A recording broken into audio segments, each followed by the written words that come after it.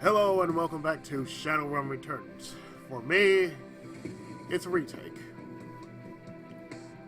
For you, it's a new episode. So, last I remember, we were welcomed into the fold of the Union.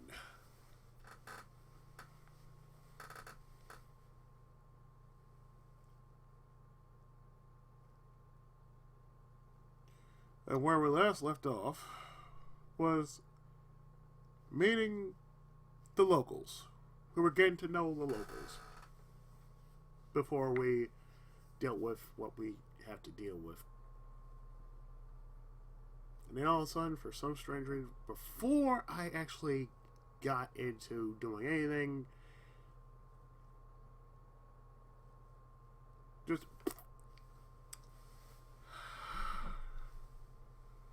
random error. Go figure. Could be having a little something at my side. Because, well, I'm still dealing with whatever the hell is going on.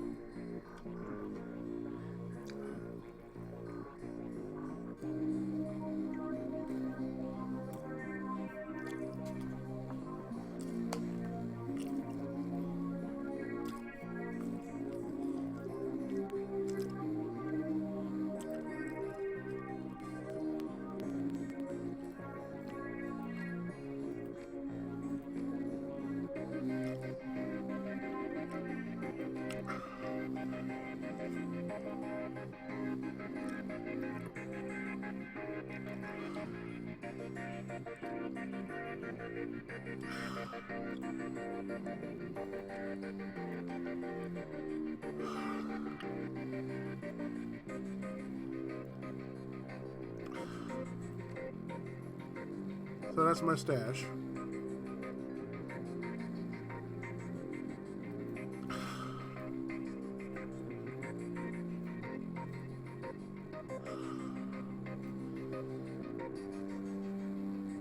I met Dr. Castle.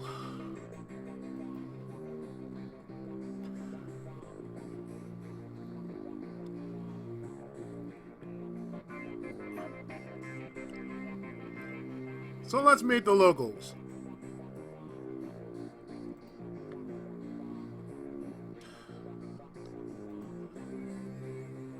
Past the bar, the edges of the safe house become somewhat indistinct due to the magical haze surrounding a particular elf.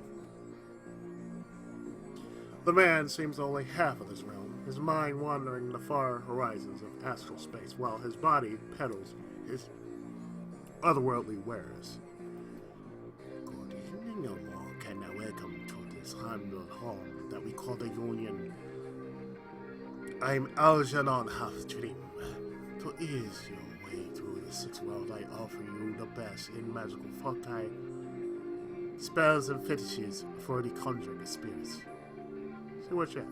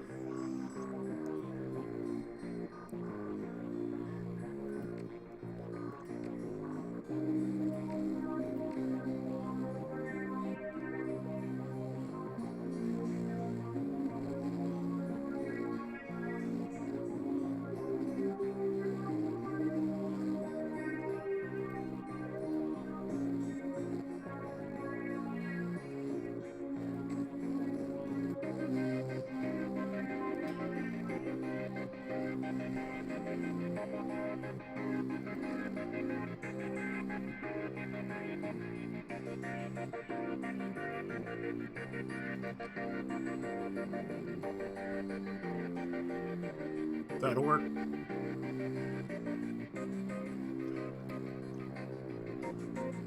Just so I can lay on hands. Thank you. Eric Mersman.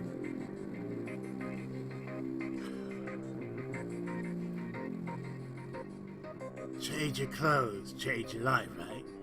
Not only will you look better, not that you look bad now or anything, but each one will help you keep you on the right side of the ground. Take a look.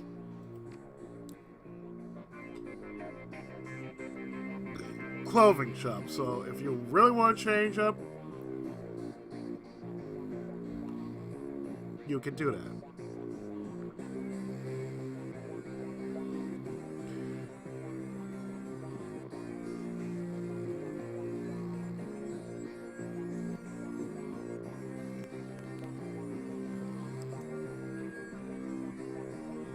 So I already got the best I would really need for this.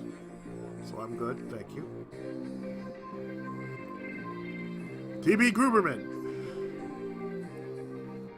Theodore Buster Gruberman is a well-groomed orc, dressed with a precision that suggests the straight lines of a military officer's uniform. His hair is cropped short, high and tight, as they say, and the neatness this presents is only compromised by the uneven tusk protruding from its mouth. The only other defect is in this picture of perfection is the man's cybernetic right arm, which is obvious enough to be noticeable, but not so obvious as to ruin the line of the suit. When he speaks, the orc's voice is soft and thoughtful. He talks almost exclusively in numbers, calibers, ranges, rounds per second, arc of fire, razor factor, tensile strength, and of course, price. Buster Gruberman at your service. Friends call me Buster. They also answer to Sergeant, Sir, and even Theodore on occasion. Anytime you're the walking for farms, ammunition, or ordnance, I'm your man. How can I help you? What is that you sell here? Things that go bang in all shapes and sizes, plus other odds and ends on occasion. Consider me your personal armory. All weapons are guaranteed to meet strict UCAS military spec or your money back. In addition, I can handle routine maintenance, repairs, and upgrades. Sir? God, if that wasn't enough, I also teach a safety and instructional course every weekend. This week, we're covering bayonets. Mark my words, they're making a comeback. So what can I get you? See what you get.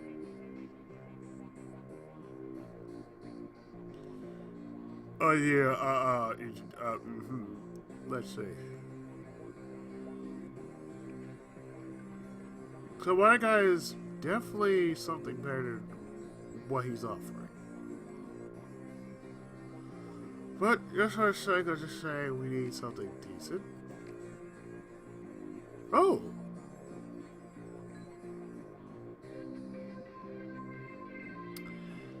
Well, I definitely need a drone, but I need to get a little something for it, like some proficiency into that.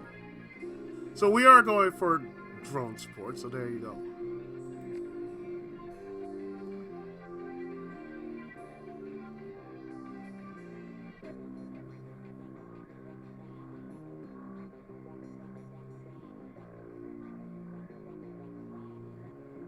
$150 for some basic med kits, huh? I'll consider it. Not write down like this. Thank you. David Fry, number 2. Every inch of the tech alcove is covered in a chaotic patchwork quilt of circuit boards, chips, wires, displays, and a million other things that you can't identify. In the eye of this techno-beat storm stands the dwarf, immaculately dressed and supremely calm. I know that look. It's the size of the shop for you. I can get any Matrix hardware or software that exists. And if it doesn't exist, then I can get it made for you. And a question that I can answer or any care you need. What do you have to say? Ooh.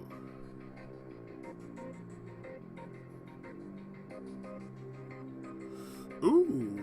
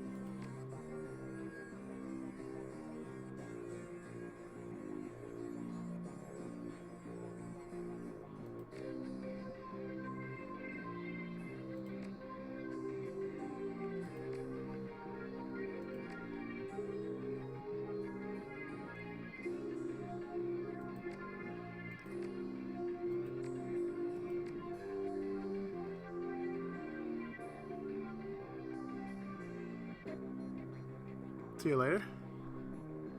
Oh, I'm being rude. Let me also introduce you to our resident decker and my good friend, Sonic. Well, the same overalls that you saw on, upstairs. Down here, leaning over a workbench crammed with circuit boards, cables, and chips, Johnny Clean seems a totally different person. You get the impression that Johnny was once as hot and as visible as most infamous deckers today. Good to see you down here. Happy to be a field if I can be. True that you were part of an Echo Mirage team? Let me take this one. Listen, I've known a guy for over a decade, and he's been smart enough not to tell me. So he's sure as hell not going to tell you anything about those days. For your health, it is best that something calm. Okay.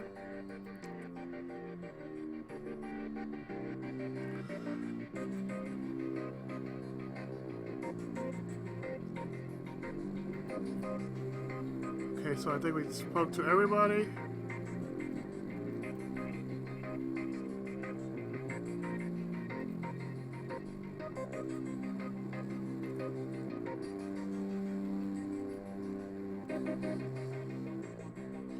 Be careful there.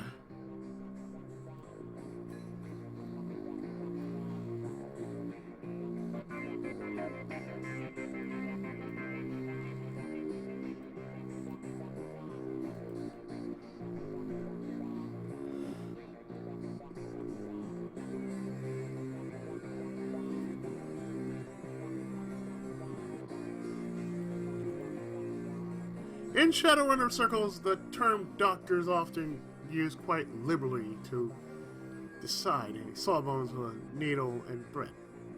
But in the case of Union's resident medical expert, nothing can be further from the truth. The safe house boasts a fully equipped medical suite, complete with shamanist fetishes. This is sixth world medicine of the highest caliber. The doctor herself is an unassuming sort, perhaps the type to go out unnoticed entirely, if not for the sprightly spirit perched on her shoulder.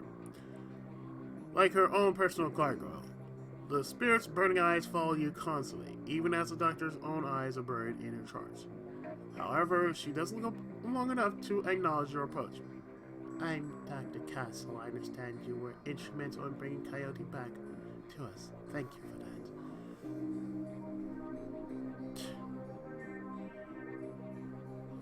No shame, no fixing up her arm. That was a piece of work. Surprisingly routine as it happens. She knows you eyeballing the facilities. I can tell you're surprised to find a full-service med bay under a dive bar in the sun. Don't be. This is Shadowrun bar after all. For a purveyor of cyberware and trauma kits, there's no better place to set up a practice. I patch runners up, install and maintain their cyberware, and provide medical supplies for their runs. I may not be as mobile as Doc Wagon, but I'm the next best thing. Can help you with anything.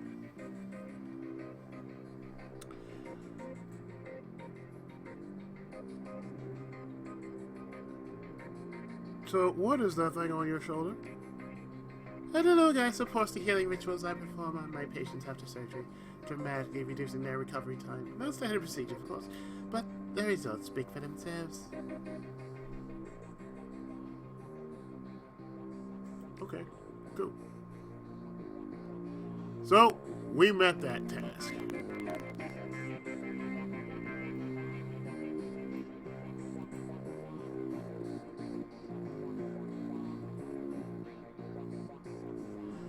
The bunk's a mess. It reeks of booze. Searching through the sheets, blankets, and pillow, you find an old photograph that has seen a lot of wear.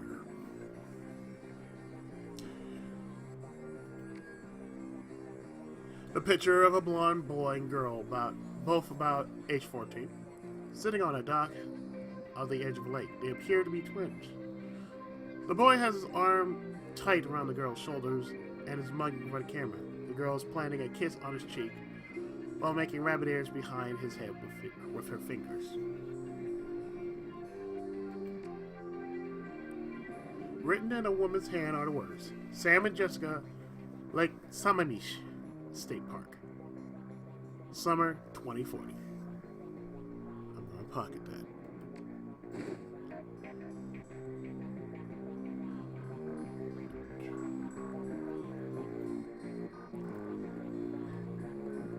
Coyote, how you doing? You're back. I think the highlights of the Wolves game will be on soon. Want to take a load off and watch with me? I found something in the bunk Sam was using. Yeah? Great. What was it? Photo. You know Sam had a twin sister? Yeah, I did. You mentioned it once or twice. It didn't sound like they got along that well. He was rambling on about her the last time I saw him. By that point, he was completely gone. Really couldn't follow what he was saying, but he sounded miserable. Your comlink chips and screen shows John Dresden, coroner from Organ Grinders. He doesn't look happy. Dresden, you old boss, good to hear from you. Hey, Blockchuck. Oh, God, talk fast. Looks like the Ripper got another one. Victim worked at the NTSB investigation facility down on the docks. You don't know? Yes, but you better get here quick before McCluskey arrives. Damage of your PDA dissolves as a call went. Not a Rickbird. Murder? Where? Docs, I gotta go. Okay, listen, I want to help. You dragged me out of the Royale back there. Before something bad happened. Worse than getting my arm torn off, and Sam was my friend. You head to the docks and I'll see if I can track down Sam's sister, Jessica. She might help us. See you. You know what? Thanks. I appreciate that.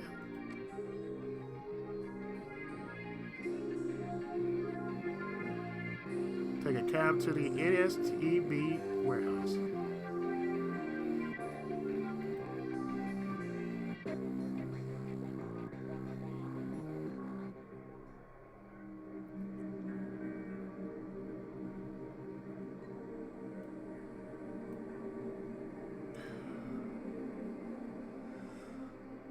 Alright, let's see.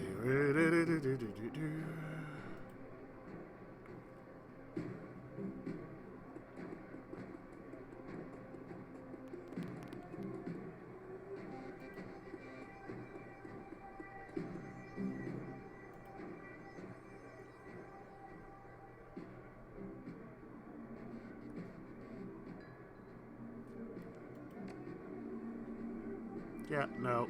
Time to go.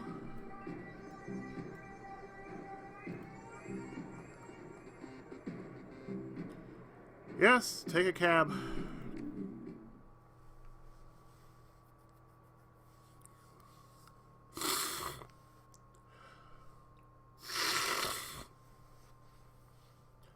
The South Seattle docks. Leaving the seamstresses union behind, you head to the docks.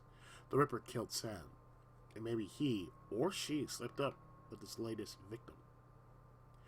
Left some useful evidence. Only one way to find out. South Seattle's your typical industrial area. Crime, grit, and great. The rain doesn't help any. Layers of dirt mixed with abandoned wooden pallets, repurposed into makeshift furniture for the day workers. Garbage collects in the gutters of a broken down street. Disreputable is this district's middle name. Your destination, the National Transportation Safety Board warehouse, is located on a small strip of dock toward the less maintained end of the waterfront. Despite the presence of those who linger in such places, it's quiet as you approach the gate.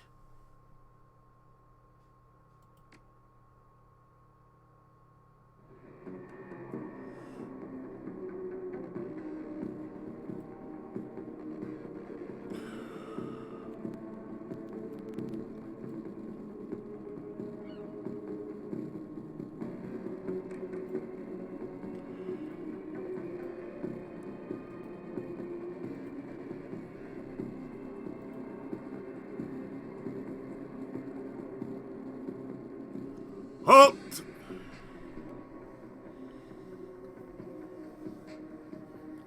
The guard looks bored, toys his gun absentmindedly, like he might shoot something on a whim just to watch it die. Hey, you're about to trespass on corporate property. You're looking to get dusted, street scum. I'm working with the coroner. Bones, open the gate. Sure you are, and I'm Lofer, king of dragons. Beat it.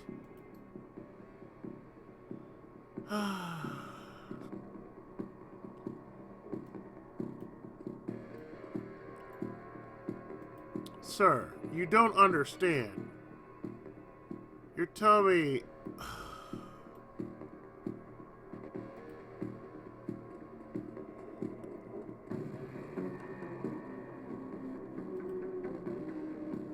Hey, you looking for a good time?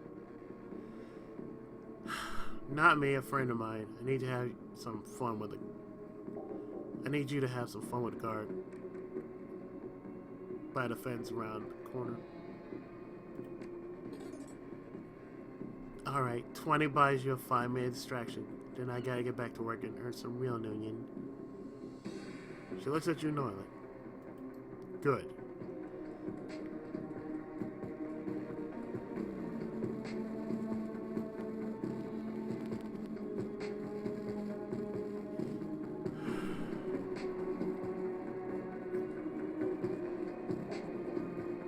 That's a big gun you have there.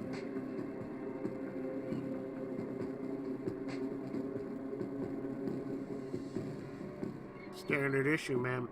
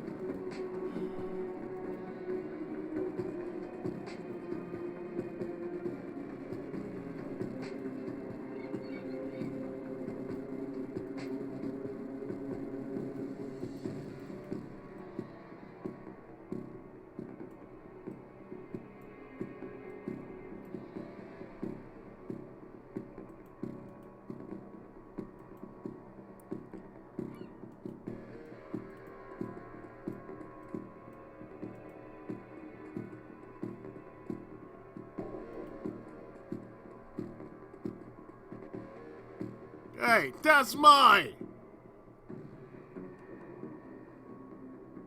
Erase that block of holes. That land is my free mind. Look, can I borrow her for a few minutes here?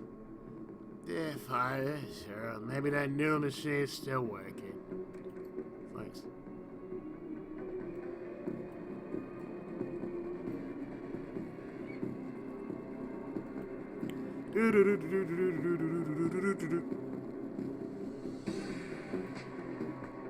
Da da da.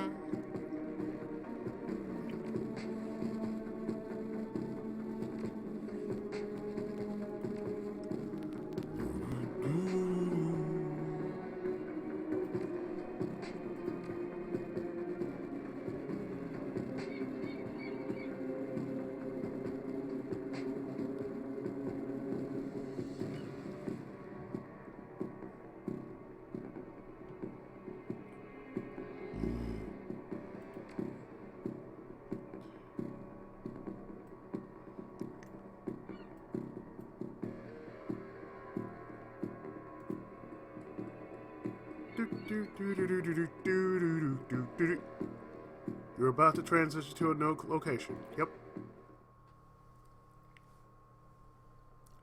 The warehouse. Inside the large gray warehouse is as typical as the outside. High ceilings, adorned with girders and rickety catwalks. Top a huge utilitarian room. Concrete and steel walls meet a concrete floor. This is a place for storing things and nothing more. Despite the quiet on the outside, the inside is a hornet's nest of Lone Star officers going about their business. In the center of the activity is the Emerald City Ripper's latest victim. With uniforms anywhere, no one stops you at the door. It seems this case hasn't leaked to the press yet. Lone Star or no, you've got a job to do.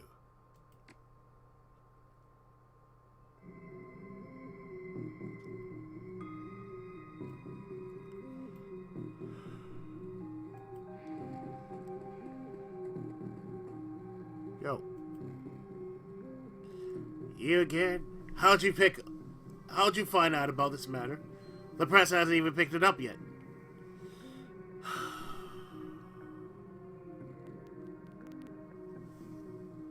I have my sources. Listen, officer, I'm trying to do right by a client. Mind if I look around?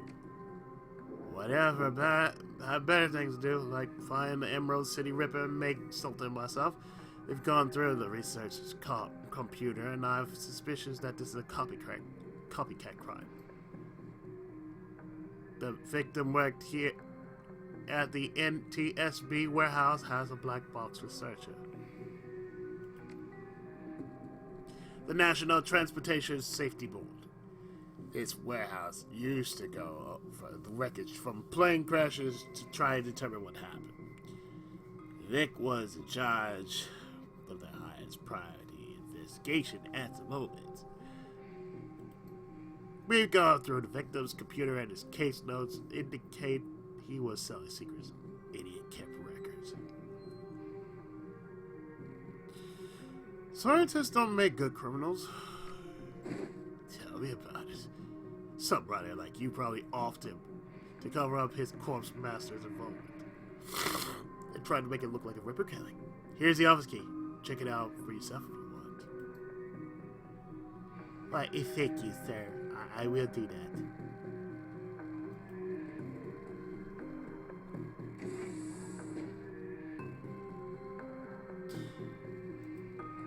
Dresden, my man. Blackjack! Still looking the dead man! Still looking for the dead man! As you can see, we've got another Ripper victim on our hands. So, what's the story with this one? Victor's male, mixed Native American descent, age 38. Based on the condition of the body, it looks like he was killed around 2 in the morning. Cause of death unknown. Several internal organs were removed from his body after death, quite gruesomely. I'm not sure if the killer even knew what they wanted before they started cutting. Not much is to tell yet, really. He does have a lot of pre-existing scar tissue, so he probably had a major surgery at some point in recent history. Unfortunately, with the organs gone, I can't determine the nature of the surgery.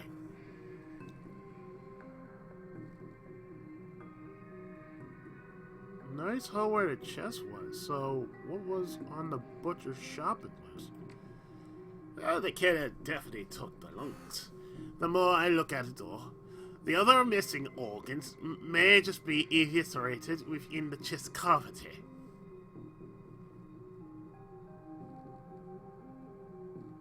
Looks like the Ripper is taking a different trophy from each victim.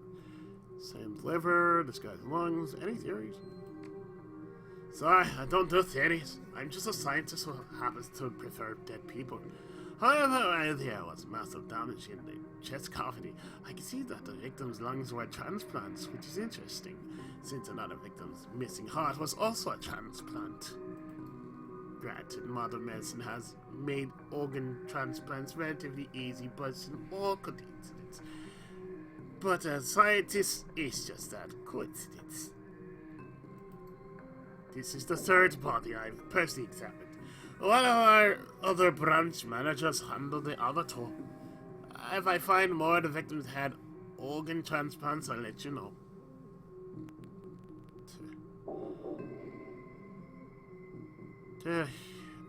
How's Officer Aguirre doing on the case? He's real go-getter.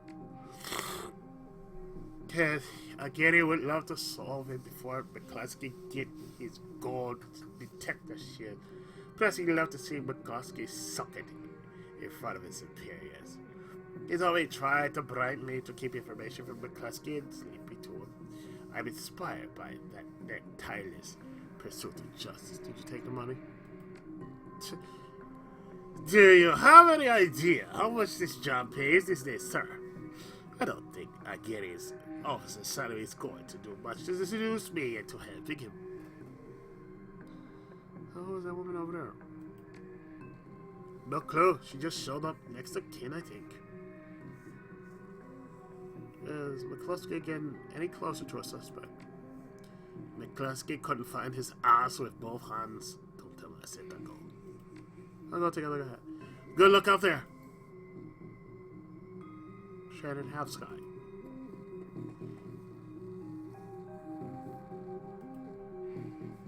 You're not a cop. She looks up, watching you rally. I see you've been praying. Do you know the deceased? Yes, he's my older brother. I've asked Bear to help me speak to him. She shakes her head, looking like one who has found herself lost for the first time in her life. But I'm afraid his spirit is too disoriented by his recent journey to answer me. You shaman? Yes, a father god is doing me. If I could just make contact, I might be able to deliver justice and allow my brother's spirit to rest.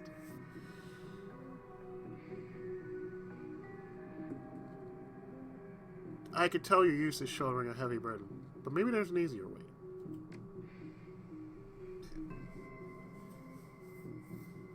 She looks at you, the flattery largely failing to affect her, given circumstances, but then inspiration dispels the dark clouds surrounding her. Perhaps my brother's spirit's too weak. That's a given. But my brother's spirit may not be alone here this night. She closes her eyes and concentrates, droning a low chant you can barely hear. Yes, there are other spirits who may be able to help. Her features harden in frustration, as if she's searching for something that remains elusive. Sighing, she opens her eyes and fixes you with a stare. But I can't do it alone. What do you need? This warehouse contains the spirit of plane crash victims trapped between worlds. They wish to help. They wish to be heard. And I think they may have something to say about my brother's murder. Lone Star won't let me in there, but you seem to have the run of the place. If you can find personal items that belong to the victims, I believe I can summon a spirit to speak with us. I'll need at least 2 such objects. Can you find them for me? I'll do what I can.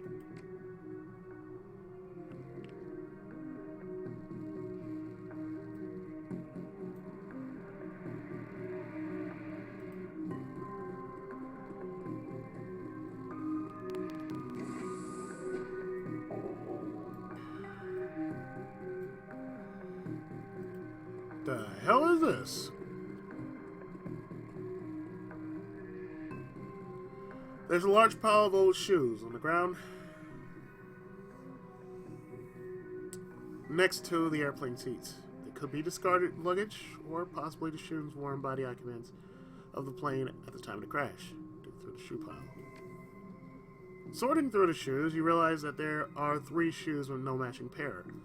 A left blue sneaker, a right red heel pump, and a left black shoe. And a left black dress shoe.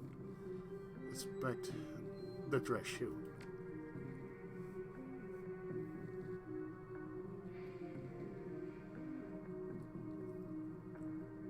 The dress shoe is a black lace up with a rubber sole. The pump's a department store knockoff of an Italian brand, otherwise unremarkable. About the sneaker. The sneaker is a child and has musty, sweaty smell.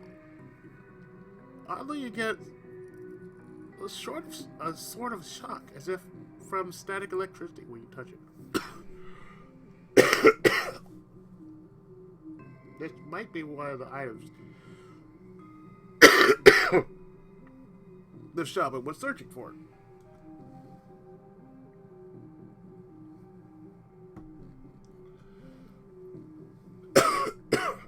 Excuse me.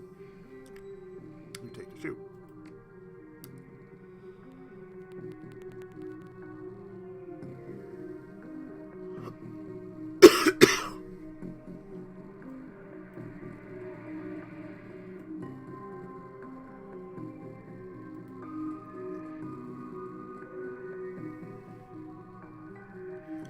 Sorry to say whether this is a heap of items or a recovered from a plane crash or simply trash that hasn't been taken out yet.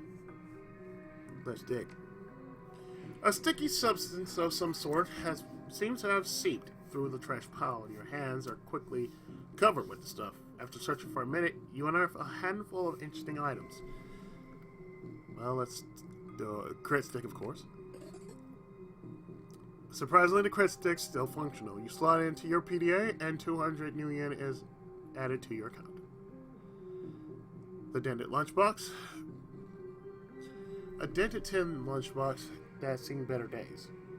You can barely make out the face of a grinning troll on the front. What about the earring? The earring is made out of burnished steel, formed into the shape of a small salmon. An intense primal fear washes over you as you touch its surface. This must be one of the items the shaman was looking for, so you take the earring. Let's walk away.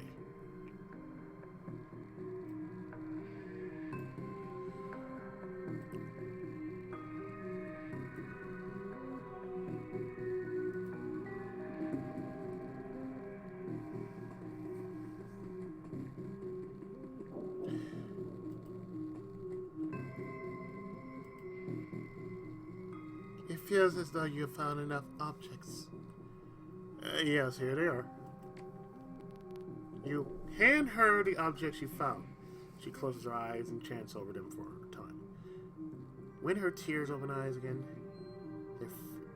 when her eyes open again, they're filled with tears. Thank you. These items are all I need. It shouldn't take me long to... What the hell is this? Remember Misty Fairy? Officer Gary trails after the detective, only meeting your eyes from him. She's the victim's sister, sir. She... This is a crime scene, officer, not some Scottish drum circle.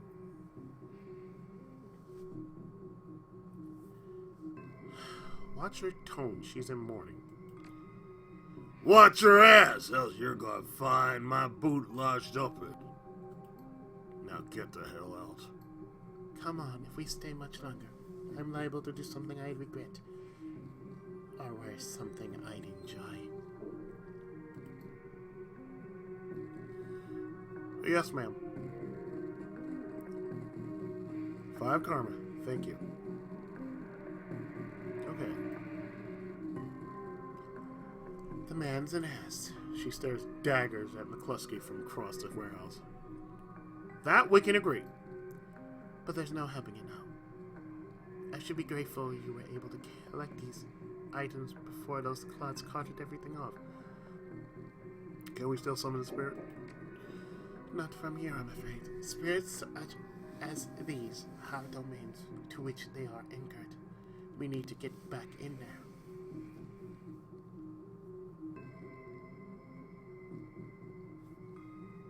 Not looking good now, but do you have any plans for this evening? A little breaking and entering, perhaps under the cover of darkness. You sure you're up for it?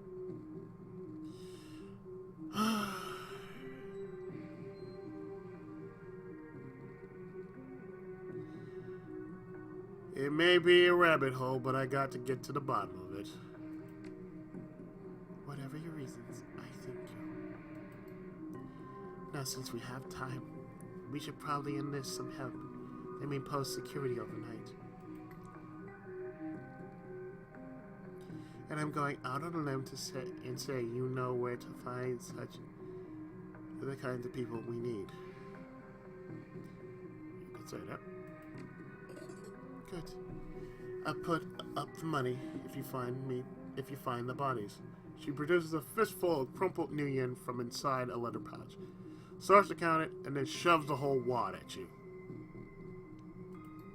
Meet me back here at midnight. The spirits will be strong then. Back to the Union Square.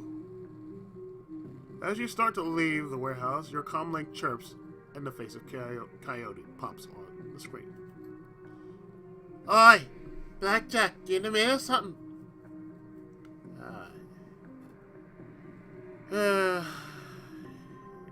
Just getting jerked around by a Lone Star, same old thing.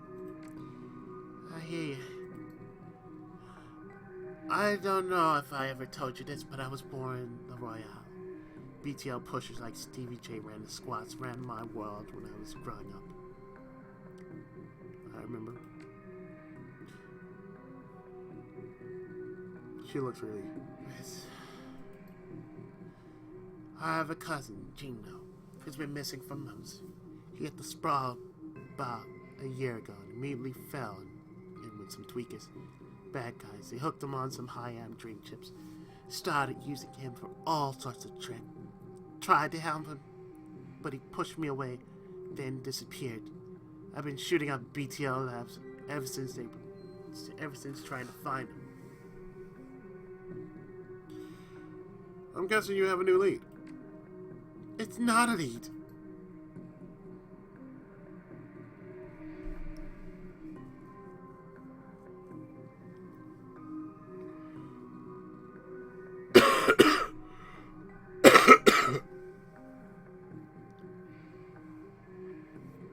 Her face lights up, running hot. Has a serious edge. I know exactly where he is this time. Got an old friend who eyeballed him earlier. Let me read that again. I know exactly where he is this time. Got an old friend who eyeballed him herself. I'm on my way. Pot goes with me, but we can use another hand. You in? I need you. I need you right now. You know the deal, Coyote. I work, I get paid. I got nothing, man. Call it a favor? Sure. Maybe there's a way for me to come out ahead anyway. Thanks. I'll send you the address. See you soon.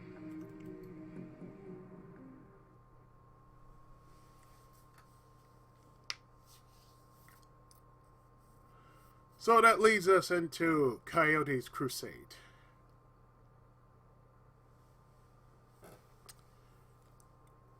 So with that, I'm actually going to do the following, which is stop right here. And in the next part, we shall deal with Coyote's Crusade. So stay tuned. More of Shadowrun returns right after this.